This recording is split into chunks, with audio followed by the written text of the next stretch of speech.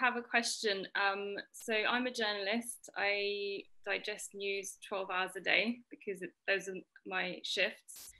And I find a lot of the time that my adrenaline levels are really high. I absolutely love what I do, so I don't want to ever do something different. But I also have fibromyalgia, and for those that don't know, it's overall pain that I get, and I really struggle as someone who's fairly new to mindfulness to be able to practice it, knowing that there's always this pain there in the background as well.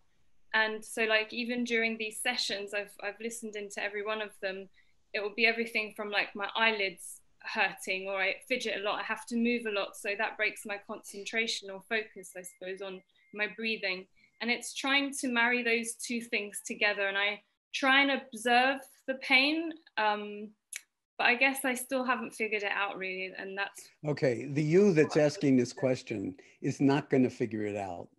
But the question itself is very, very profound, where the question is coming from. And if we could see everybody's hand who's on this call, there are going to be thousands of people who are in the same boat, because that's part of the nature of having a human body, is that sometimes, you know, the body carries a lot of pain. And there's a kind of distinction that's sometimes useful between pain and suffering. So there's the bare actuality of the sensations, and then there's the emotion behind it, and there's the cognition behind it, the meaning we attribute to it. And so what mindfulness offers you is a new way to be in relationship with sensation, whether it's pleasant or unpleasant or neutral. And that is, in all cases, and this is something you can play with, and I would suggest you play with it very adventurously, but not try to force yourself to feel anything, is that you just put the welcome mat out for the sensations, and you ask yourself, how is this right in this moment? Whether it's your eyelids, whether it's your shoulders, whether it's your jaw, whether it's wherever the what we're calling pain is in the body, can we actually investigate whether what I'm calling pain isn't merely discomfort, isn't just sensation that we have a label for and we don't want it? What if you actually turned the table on it, did a little keto on what we're calling my pain, and just put out the welcome mat for it and experiment with it, just as you're doing in this session, to just let it be there, not fight with it. And I wouldn't even say let it be there. I would say let it be here, invite it in and befriend it and see what happens. And then here you can ask yourself a question that I was going to suggest later on this week, but since it's coming up now, let's start now. And that is, you can ask, is my awareness of my discomfort or pain or whatever you want to call it, wherever it is in the body, is my awareness of the discomfort actually suffering? And you can see there's the sensation, and then there's the awareness of the sensation. Are they the same or are they different? So that's something you can play with.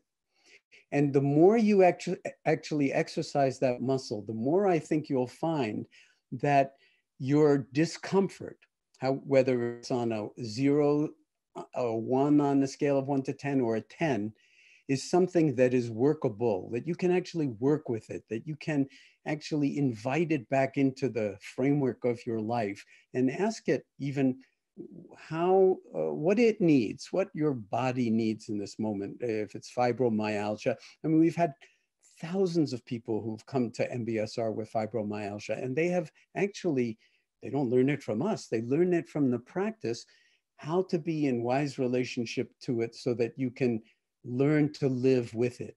Then usually when you learn to live with it, it tends to dissolve over time. So the long-term prognosis is very positive in terms of like not having what it is that you most don't want to have. But in the beginning, you want to try to force anything to go away or be different from what it is. So I wish you all the best with that. And again, having a human body, this is something that's actually relevant for all of us. Sooner or later, we're going to run into pain and suffering in the body.